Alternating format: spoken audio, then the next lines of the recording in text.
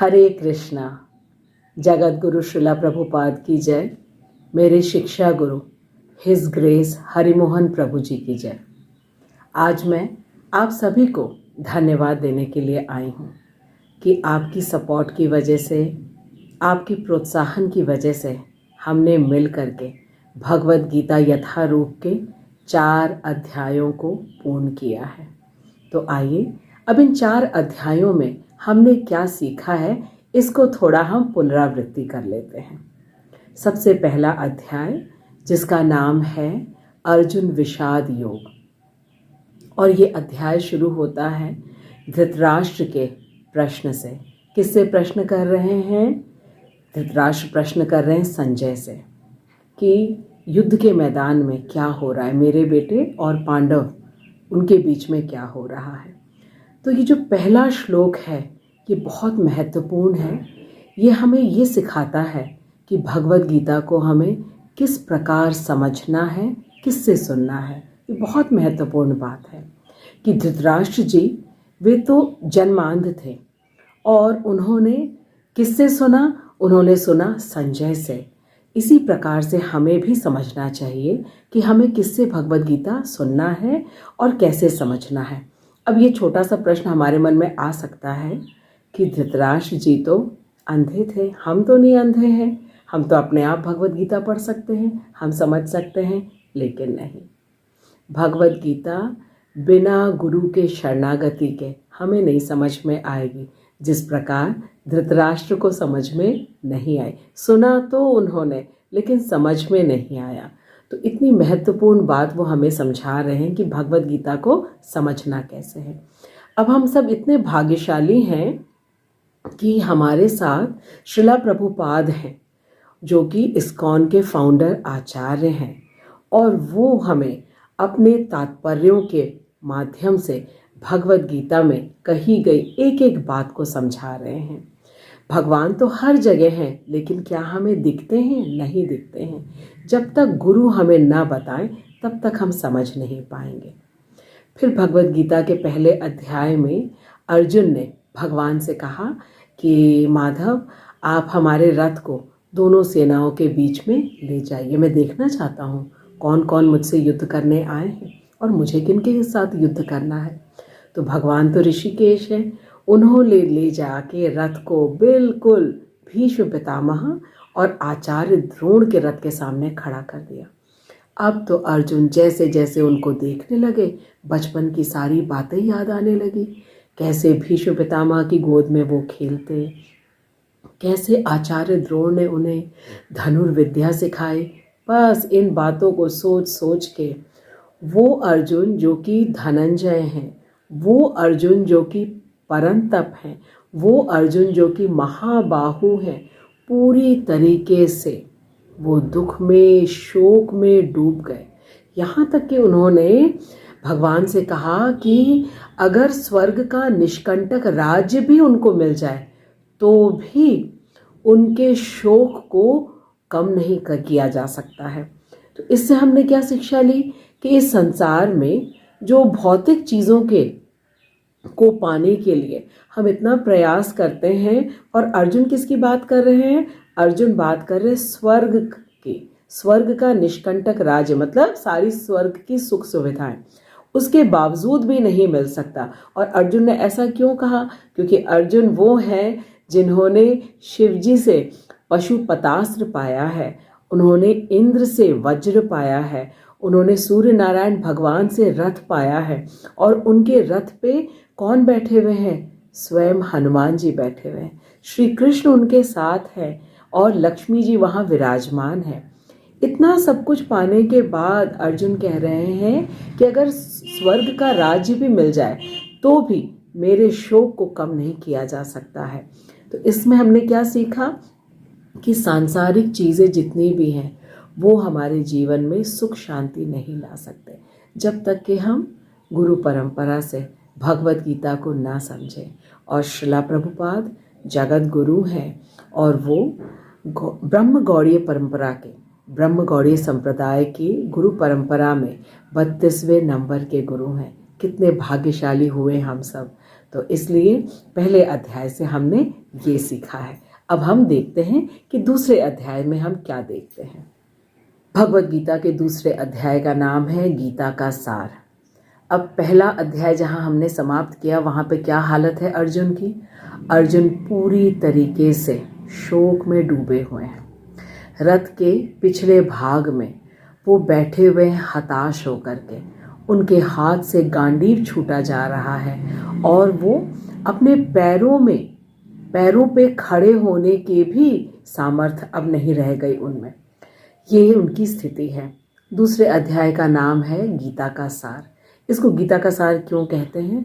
क्योंकि इस अध्याय में भगवान ने सांख्य योग, कर्म योग, ज्ञान योग, भक्ति योग सब कुछ बताया है, इसलिए गीता का सार कहा जाता है।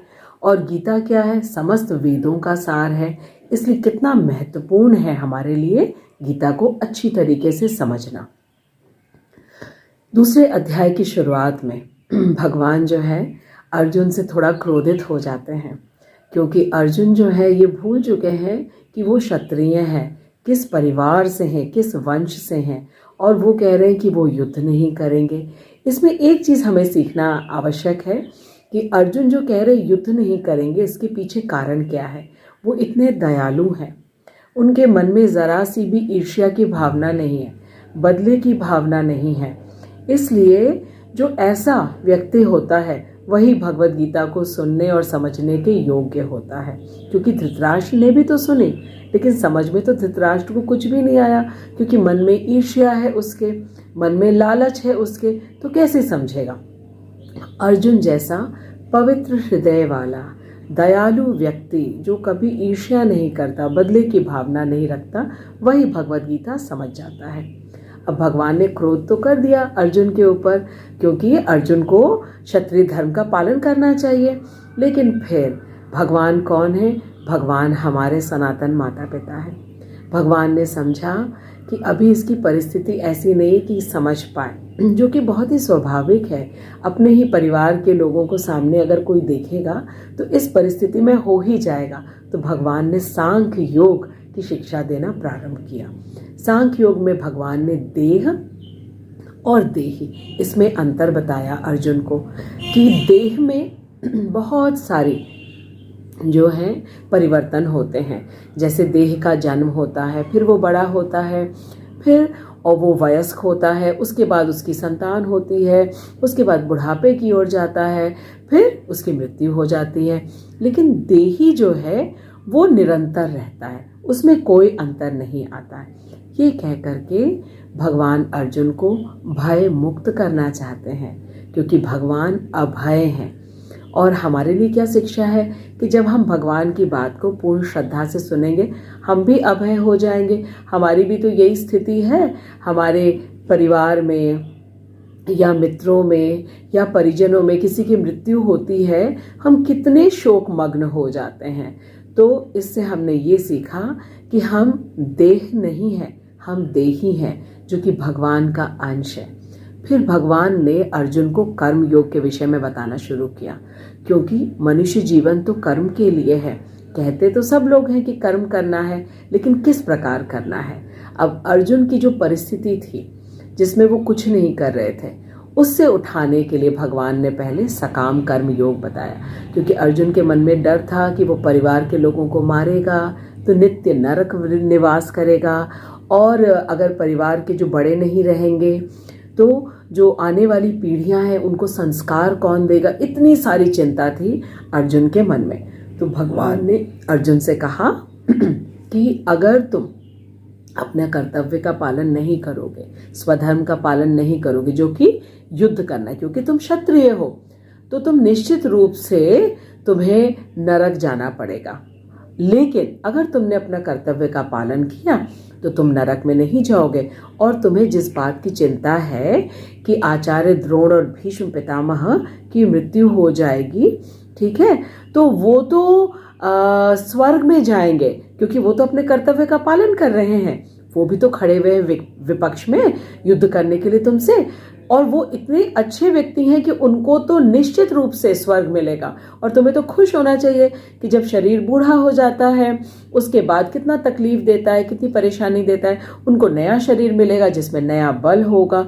इस तरीके से वो तो नए शरीर से लेकर के और अपना कर्तव्य पालन कर पाएंगे।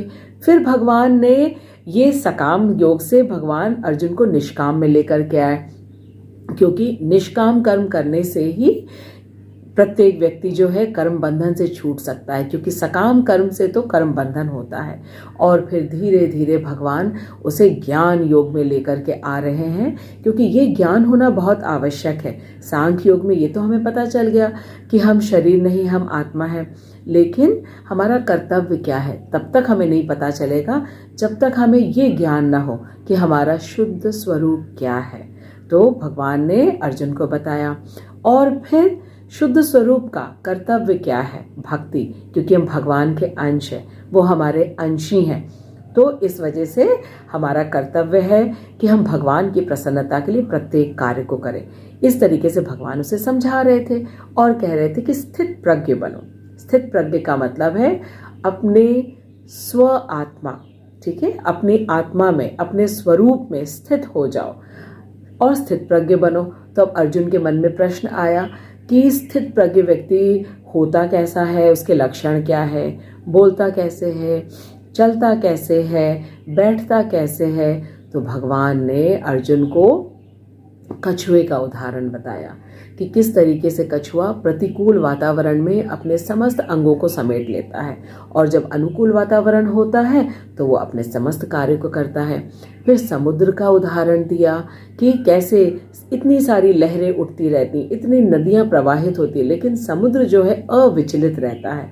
फिर भगवान ने बताया कि सुख और दुख तो बदलते मौसम की तरह आते रहते हैं, इसको सहन करना चाहिए, और जो व्यक्ति करता है वही निश्चित रूप से स्थित प्रज्ञ है। इस तरीके से भगवान ने अर्जुन को दूसरे अध्याय में पूरे गीता का सार, इसका ज्ञान दिया। अब हम तीसरे अध्याय में देखते हैं कि भगवान ने अर्जुन से क्या कहा। तीसरे अध्याय का नाम है कर्मयोग। अब भगवान ने दूसरे अध्याय में सांख्य योग बता दिया, कर्म योग बता दिया, और फिर ज्ञान योग बताया, भक्ति योग बताया, सब कुछ बता दिया। अब अर्जुन जो है थोड़ा सा, जिसको कहते हैं कंफ्यूज्ड है, कि उसको ठीक ठीक अभी समझ में नहीं आया। और क्या हमें कभी ये समझना चाहिए कि अर्जुन कंफ्यूज्ड है? अर्जुन कभी कंफ्यूज नहीं हो सकते, वो गुणाकेश है। गुणाकेश का अर्थ क्या है? जिन्होंने निद्रा और संपूर्ण अज्ञानता पर विजय प्राप्त की है। वो परंतप है, वो महाबाहु है, वो इतने दयालु हैं कि हमारे लिए वो ऐसे प्रश्न पूछ रहे हैं। तो तीसरे अध्याय में भगवान से अर्जुन ने कहा कि मेरा जो है मन बहुत कंफ्यूज हो रहा है कि आपने कहा कि ज्ञान श्रेष्ठ है, तो फिर मैं कर्म क्यों करूं? क्योंकि जब हमें ये ज्ञान हो जाए कि मैं आत्मा हूं तो फिर आत्मा के लिए तो कोई कर्म करने की आवश्यकता नहीं है। तो इस तरीके से भगवान ने फिर तीसरे अध्याय में बताया कि कोई भी व्यक्ति, कोई भी जीव एक क्षण के लिए भी बिना कर्म किए नहीं रह सकता है। और भगवान ने किनका उदाहरण दिया? भगवान ने उदाहरण दिया राजा जनक का, अम्बरीश महाराज का, दशरथ का, जो कि महान महान जो है राज ऋषि हैं, जिनको कुछ भी नहीं चाहिए। जनक महाराज को तो विदेह कहा जाता है कि उन्हें कुछ भी नहीं चाहिए भौतिक संसार से, लेकिन सामान्य लोगों के सामने आदर्श स्थापित करने के लिए उन्होंने ये सारे कार्य किए। तो इस तरीके से भगवान ने तीसरे अध्याय में पूरी अच्छी तरीके से बताया कि किस तरीके से वेदों के अनुसार हमें कर्म को करना चाहिए यज्ञ की भांति। और जब हम ऐसे कार्य करेंगे तब निश्चित रूप से हम किसी कर्म बंधन में नहीं बंधेंगे, क्योंकि जब हम कर्म बंधन में बंधते हैं तभी इस मृत्यु लोक में हमें बार बार जन्म और मृत्यु को भोगना पड़ता है, क्योंकि 84 लाख योनियां हैं और 84 लाख योनि में बार बार जन्म लेना कितना कष्टदायक है। जन्म हो, उसके बाद फिर हम बड़े हों, उसके बाद फिर हमारा शरीर बूढ़ा हो और उसमें बीमारियां आए, मृत्यु हो। तो इससे बाहर निकलने का एकमात्र रास्ता यह है कि हम समस्त कर्मों को अपने यज्ञ के रूप में करें और इस तरीके से हम अच्छी तरीके से अपने कर्मों को करते हुए और कभी भी हम कर्म बंधन में नहीं बंधेंगे। अब हम आते हैं चौथे अध्याय में और चौथे अध्याय का नाम है दिव्य ज्ञान, जिसको अभी हमने हाल ही में संपूर्ण किया है। दिव्य ज्ञान अर्थात भगवान के विषय में ज्ञान। भगवान कौन है, जीव कौन है और जीव का भगवान के साथ संबंध क्या है, ये है दिव्य ज्ञान का विषय। तो भगवान ने इस अध्याय के शुरुआत में ही पहले श्लोक में अर्जुन से कहा कि इस ज्ञान को सबसे पहले मैंने किसको दिया है, सूर्यदेव विवस्वान को। विवस्वान ने इसी ज्ञान को मनुष्यों के पिता, पूरी मनुष्य जाति के पिता मनु को दिया और मनु ने इक्ष्वाकु, जिनके कुल में भगवान राम अवतरित हुए हैं।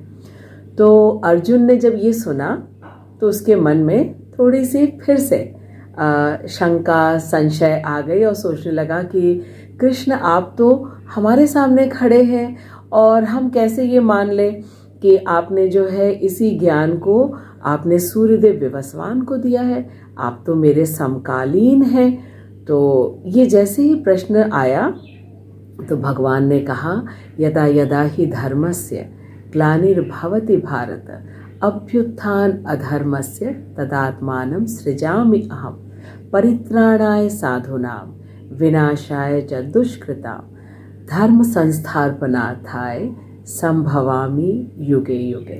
भगवान ने अर्जुन से कहा कि जब जब जहाँ जहाँ आवश्यकता पड़ती है वहाँ मैं अवतरित होता हूँ धर्म की स्थापना करने के लिए।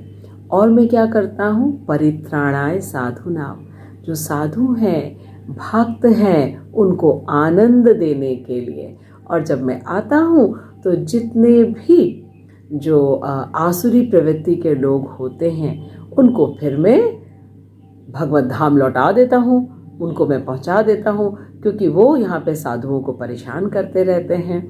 और इस तरीके से मैं हर युग में आता हूँ। फिर भगवान ने कहा कि मेरे जन्म और कर्म की दिव्यता को जो व्यक्ति इसको तत्व से समझ लेगा वो फिर पुनर्जीवन उसको नहीं मिलेगा इस मृत्यु लोक में। कितनी बड़ी बात कही है भगवान ने। लेकिन इस बात को समझने के लिए भगवान ने हमको शुरुआत में बता दिया, गुरु शिष्य परंपरा का पालन करना पड़ेगा। और हमारे आचार्यों ने हमें बताया कि भगवान के इस ज्ञान को जानने के लिए 4 संप्रदाय हैं। और पहला संप्रदाय है उसमें ब्रह्मगौड़ीय संप्रदाय, जिसके सबसे उच्च स्थान पे ब्रह्मा जी बैठे हैं। दूसरा संप्रदाय है रुद्र संप्रदाय, जिसके उच्च स्थान पे भगवान शिव बैठे हुए हैं। तीसरा है श्री संप्रदाय, जिसके सबसे उच्च स्थान में माता लक्ष्मी हैं। और चौथा है कुमार संप्रदाय, जिसमें ब्रह्मा जी के 4 पुत्र वो सबसे उच्च स्थान पे बैठे हैं। तो इन 4 संप्रदायों में से हम किसी भी एक संप्रदाय के गुरु की जब शरणागति लेते हैं तब जाकर के इस दिव्य ज्ञान को हम अच्छी तरीके से समझ पाते हैं। और हमारे लिए तो बहुत परम भाग्य है कि श्रीला प्रभुपाद ब्रह्म गौड़ीय संप्रदाय में गुरु शिष्य परंपरा में जो 32वां स्थान है वो है हमारे श्रीला प्रभुपाद का। तभी हम उन्हें कहते हैं जगत गुरु श्रीला प्रभुपाद की जय। चौथा अध्याय जहाँ समाप्त कर रहे हैं भगवान, वहाँ पे भगवान ने अर्जुन से कहा कि अर्जुन, तुम अपने मन के समस्त संशय को और समस्त अज्ञानता को ज्ञान रूपी तलवार से काट दो और तुम योग में स्थित होकर के अपना कर्तव्य का पालन करो। योगम आतिष्ठ उत्तिष्ठ, ऐसा भगवान ने कहा। अब अर्जुन के मन में फिर से जो है दुविधा हो गई कि आप कह रहे योग में स्थित हो जाऊं। योग मतलब कि मैं अपने स्वरूप में स्थित हो जाऊं कि मैं कौन हूं, मैं आत्मा हूं। और अगर मैं आत्मा हूं तो फिर मेरे लिए क्यों कार्य करना आवश्यक है? क्योंकि अभी तो आपने बताया कि ज्ञान सर्वश्रेष्ठ है। ज्ञान से मैं अज्ञानता को नष्ट करूं, संशय को नष्ट करूं, और फिर आप हमको अंत में बता रहे उत्तिष्ठ। उत्तिष्ठ मतलब खड़े हो जाओ। खड़े हो जा करके क्या करो? खड़े होकर के युद्ध करना होगा, क्योंकि अर्जुन तो क्षत्रिय हैं। तो ये फिर उसके मन में एक दुविधा आ गई, और इसी से चौथे अध्याय का समापन हुआ है। अब हम 5वें अध्याय पे आ गए हैं। 5वें अध्याय में हम देखते हैं कि अर्जुन भगवान से क्या कहते हैं। 5वें अध्याय का नाम है कर्म योग, कृष्ण भावना भावित कर्म। और जो पहला श्लोक है इस अध्याय का, इसमें अर्जुन कह रहे हैं, अर्जुन उवाच संन्यासम कर्मणाम कृष्ण पुनर्योगम च शंससि यच्छ्रेय एतयोरेकम तन्मे ब्रूहि सुनिश्चितम। हमने जाना ना कि चौथे अध्याय के अंत में जब भगवान ने कहा योगम आतिष्ठ उत्तिष्ठ, तो अर्जुन के मन में दुविधा आ गई कि आप कह रहे हैं ज्ञान श्रेष्ठ है, मैं क्या करूं? ज्ञान का मार्ग लूं कि मतलब मैं आत्मा हूं, तो फिर मुझे कर्म करने की क्या आवश्यकता है? और आप हमको एक तरफ फिर कह रहे हैं कि उत्तिष्ठ, तुम्हें अपना कर्म करना है। तो आप हमें निश्चित रूप से बताइए। अर्जुन जो है भगवान से कह रहे, हे कृष्ण, पहले आप मुझसे कर्म त्यागने के लिए कहते हैं। कब कहा भगवान ने? क्योंकि भगवान ने कहा कि निष्काम करो, मतलब फल की इच्छा मत रखो, और फल की इच्छा रखने से कर्म बंधन में बंधते हैं। कैसे होगा? जब ये तुम्हें स्वरूप का ज्ञान होगा कि तुम आत्मा हो, इस ज्ञान से अपने कर्म को करो, ऐसा भगवान ने कहा। तो अब अर्जुन के मन में है कि आप मुझसे पहले कहते हैं कि मैं कर्म को त्याग दूं, और फिर भक्ति पूर्वक कर्म करने का आदेश देते हैं। आप हमें कह रहे हैं योगम आतिष्ठ उत्तिष्ठ, कि अपने स्वरूप में स्थित होकर के तुम अपने कर्तव्य का पालन करो, उठो और युद्ध करो। अब अर्जुन कह रहे हैं, क्या आप अब कृपा करके निश्चित रूप से मुझे बताएंगे कि इन दोनों में से अधिक लाभप्रद क्या है? किन दोनों में से? कि हमको कर्म करना है, कर्म योग करना है, या हमें कृष्ण भावना भावित कर्म करना है। कर्म योग का अर्थ है निष्काम, ठीक है। और कृष्ण भावना भावित कर्म का क्या अर्थ है? कि केवल भगवान की प्रसन्नता के लिए अपने समस्त कर्तव्यों को करना। तो अर्जुन जो है अभी दुविधा में है, इसलिए भगवान से उन्होंने प्रश्न पूछा। हम सबके लिए भी बहुत इंपॉर्टेंट बात इसमें सीखने की है कि जब कभी भी हमारे मन में दुविधा आती है, हमें भी भगवान से विनम्रता पूर्वक प्रार्थना करनी चाहिए, पूर्ण श्रद्धा से प्रार्थना करनी चाहिए कि आप हमें बताइए, हम समझ नहीं पा रहे। क्योंकि हमारी समस्त इंद्रियां जो है सीमित हैं, हमारी बुद्धि भी जो है सीमित है, हम नहीं समझ सकते हैं। तो आप हमें बताइए। अब अर्जुन तो इतने भाग्यशाली कि उनके सामने भगवान खड़े हैं। अब हमारे सामने क्या है? भगवद गीता यथारूप, जो कि भगवान है स्वयं, और इसको समझाने के लिए शिला प्रभुपाद हैं, जो कि हमें भगवान के एक एक शब्द को बहुत ध्यान से यथारूप में समझा रहे हैं। और साथ में मेरे शिक्षा गुरु हिज ग्रेस हरिमोहन दास प्रभु जी, जिनकी अहेतु की कृपा से हम भगवद गीता के 4 अध्यायों को पूर्ण कर चुके हैं।